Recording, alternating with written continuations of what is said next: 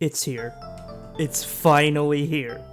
Pikmin 4 has graced us with its existence.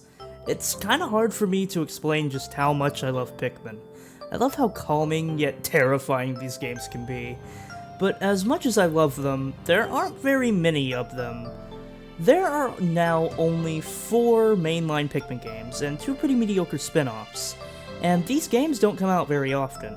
Pikmin 1 was released in 2001, Pikmin 2 was released in 2004, and Pikmin 3 was released in 2013, and now a whole decade later, we finally have Pikmin 4. I've been looking forward to this game for a long time, so let's jump into it. This is my review of Pikmin 4. This is definitely the most story-focused Pikmin game, but for a short summary, Olimar has crashed on planet PNF 404, and he sends out an SOS signal across the universe in hopes that someone will come rescue him from this dangerous planet. This signal reaches the rescue corps, and they go out on a mission to save Olimar. But they crash onto the planet's surface as well. Now it's up to you to go save Olimar and the rescue corps. This is where the character creator comes in. It's very simple and does not have a lot of variety in what you can customize. You can change your skin color, body type, your entire face, hairstyle, and color, and also your suit color. Changing the suit color changes the color of all the rescue corps members' suits and their ship, so that's pretty cool at least. There are 4 main body types, which is a good amount, especially when you realize they're all similar to past playable characters in the series. The face customization is lame. There are a few different faces to choose from depending on what body type you chose, but I would much rather have something similar to the Mii Maker. These characters you can create don't feel very unique and are just stale in my opinion. There aren't even natural hair colors, and none of the hairstyles look good. If this character is supposed to be you, then why aren't we allowed to go all out with it? It's not terrible, but it is very limited. It kind of does make sense to keep it simple for Pikmin though. Just look at the main characters of the past games. Their designs aren't overly complex at all. Into the actual game. We open with a little tutorial section playing as Olimar. The Pikmin are acting strange and are running around on their own. After running around for a few minutes and learning how to do things with the dog and the Pikmin, you fight a single enemy and then watch a cutscene. That cutscene shows Olimar sending out the SOS signal. After creating your character, you land on PNF 404 and get to do even more tutorials. I don't understand this. Why would you make players do the Olimar tutorial and then make them do another tutorial right after that? I mean, I get it's the beginning of the game, but you're basically going over things we just learned 2 seconds ago. I don't think we'd be missing any context to anything if the Olimar part at the beginning was just removed from the game. It should have been just one whole cutscene, and then after that, you get to play as your character and start the tutorials then. The tutorials and introductory stuff are slow. They last around like 40 to 50 minutes to finish. Now on to the new gameplay mechanics. The big one here is Ochi. He is this weird looking dog with no nose, but I love him. When he was first revealed, I felt mixed on it. I thought he was cool, but I also thought he could just replace the Pikmin and make them feel obsolete. I think it makes sense to feel that way when you're watching gameplay. He carries things like a Pikmin, he can fight like a Pikmin, he can swim in water like a blue Pikmin, and he can even jump, which no one else can do. But when you actually play the game for yourself, you realize that Ochi is just there to help you multitask. You need Pikmin to fight things easier and to carry treasures back to base while you and Ochi work on gathering other things before the day ends. I like Ochi. And with this game being the most open Pikmin game, it's a good thing you can ride Ochi to go a bit faster. There are also multiple bases in every area to make up for how big every area is. Dandori. That's this whole game's thing. Dandori is the ability to organize tasks strategically and work effectively to execute plans, so it's basically time management and multitasking. Those are skills you need to be good at Pikmin. If you're not, you got a Dandori issue. Speaking of Dandori, let's go over Dandori battles and challenges. In Dandori battles, you go up against an opponent to collect as much stuff as possible within the time limit. I really like these, especially later on because they start introducing more mechanics to make them a bit more hectic. For example, the sneak bomb lets you steal the opponent's points if you're able to get it to their onion. There are also items scattered around that can give you more Pikmin, or give you an item to use against your opponent. This mode is so fun, but I do have one problem. There's no online multiplayer. It's not a big issue, but I would have loved to battle friends online, or even viewers if I were to stream the game. There is still split-screen multiplayer for this mode though, so that's good. Dandori challenges are fun as well, and these you need to collect everything before time's up. There are a lot of these throughout the game, and they get really difficult later on. They really make you think quickly about what you can do to get things done as fast as possible. There are 2 new types of Pikmin in this game, and one of them is the Ice Pikmin. These frozen little guys can freeze enemies and bodies of water, so they are very useful. This Pikmin is weaker in terms of damage output, because if they weren't, they would be way too overpowered. More than they already are. You can destroy most bosses with these guys, some red Pikmin, and an ultra spicy spray. When you defeat a frozen enemy, they shatter, meaning you can't grab their corpse to produce more Pikmin. But the shattered enemy does drop nectar, which is used to grow your Pikmin. They can also freeze water, which can give you access to more things. The other new type of Pikmin is the glow Pikmin. These glowy boys only appear at night, and that's where the night expeditions come in. In these, you need to use glow Pikmin to protect 1 or 2 luminols until the end of the night, so you can harvest glow sap. This is basically a tower defense mode, and I love it. Glow Pikmin are immune to fire, electricity, water, and poison. So basically every element. They can still be eaten and killed by enemies, so you do need to watch out. These night expeditions get more and more difficult as you move further into the game. I wish there were more of them though. I hope there's some DLC in the future that adds more of these. I gotta praise this game's visuals. This is by far the best looking game on Switch. I'm very surprised something finally beat Luigi's Mansion 3 in that department. This game also performs very well. I almost never have any dips in frame rate. But because of those things, it takes a while to load. I have sat on this boring loading screen for over a minute before. What a way to take me out of the game. I think this is a sign of the Switch's age. The hardware is so old that it's time for a new system.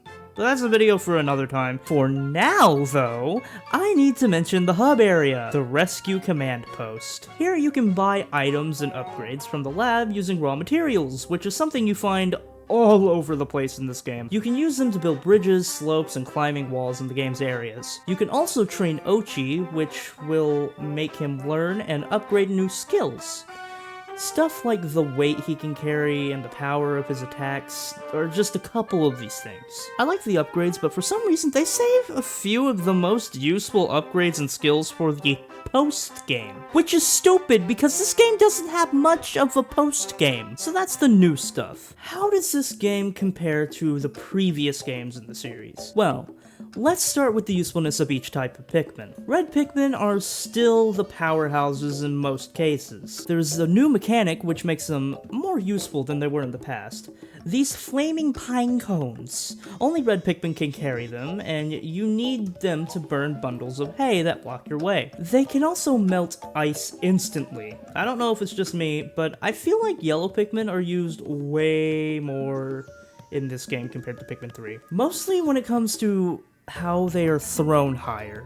I just remember using them in that aspect a lot more than I did in past games. Blue Pikmin can swim underwater, so they're pretty useful, but I feel like they're really only useful in one area of the game, and in some caves. They are less useful in this game. Rock Pikmin are much less useful in this game compared to Pikmin 3. The only thing they're really good for is doing some good damage to a foe and breaking crystal walls, which there are not very many of. Winged Pikmin are probably the most useless type of Pikmin in this game, which is very sad because they were my favorite type of Pikmin in Pikmin 3. They were so useful in that game. In Pikmin 3, Winged Pikmin could pull flukeweed out of the ground to get fruit and other things. They could also be used to cheese a few of the game's puzzles. In Pikmin 4, they don't really have a reason to be here outside of grabbing a couple treasures and because of that, I don't find myself using them much. White Pikmin are a bit more useful than they were in Pikmin 2.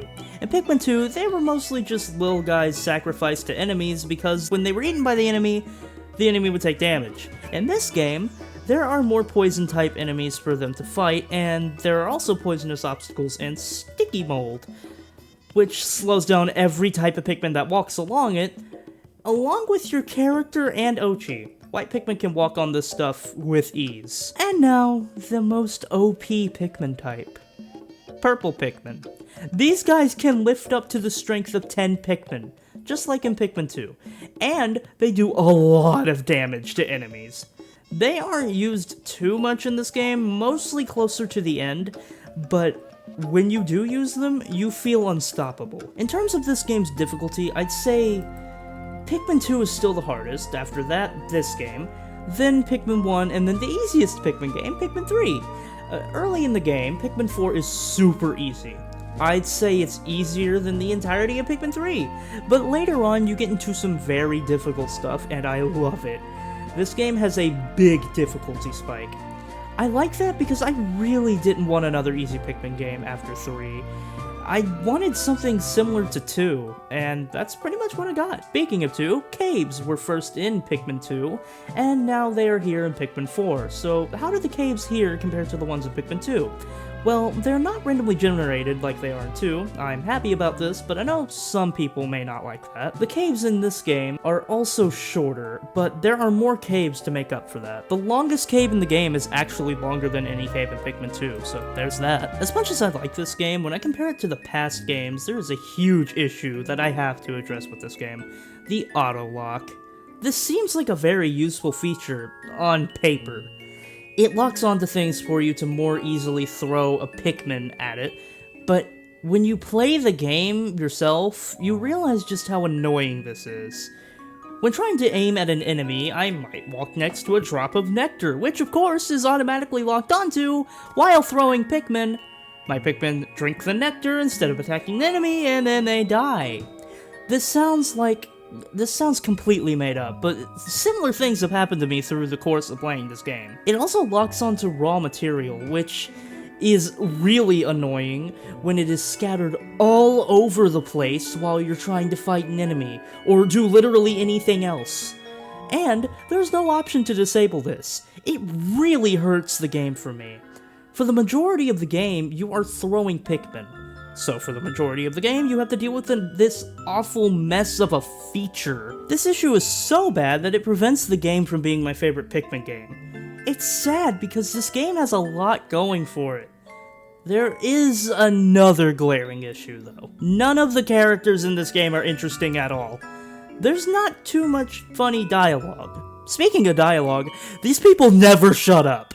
They are constantly talking during normal gameplay, and they put the text on the most annoying spot on the screen. I usually like the characters in Pikmin games. In Pikmin 1 and 2, I wanted Olimar to get home so he could see his family. In Pikmin 3, I wanted to see Kopai's food crisis solved. In this game, I just don't care. The text is annoying and in the way. You can't turn it off either, by the way. I just want to run around and do things. I do not need you to tell me to attack an enemy or that there's something to build right in my face. Just stop talking. They seriously don't add anything to the game outside of the story. This game introduces some very cool and interesting mechanics, and that makes this game different from any other Pikmin game. The world is beautiful and the game performs very well, but the problems are too big for me to consider this my favorite game in the series. But this game is still great, and I recommend you play the game. If you're new to Pikmin, this is a great game to jump into the franchise with. You need zero experience with the past games to play this one. Try out the free demo in the eShop if you haven't already, and if you already did play Pikmin 4 yourself, let me know your thoughts on the game in the comments. Did you love it? Did you hate it? Are you mixed on it like myself? Let me know. Like and subscribe. Also go check out my Let's Play of Pikmin 4. It's on screen now. Thank you for watching.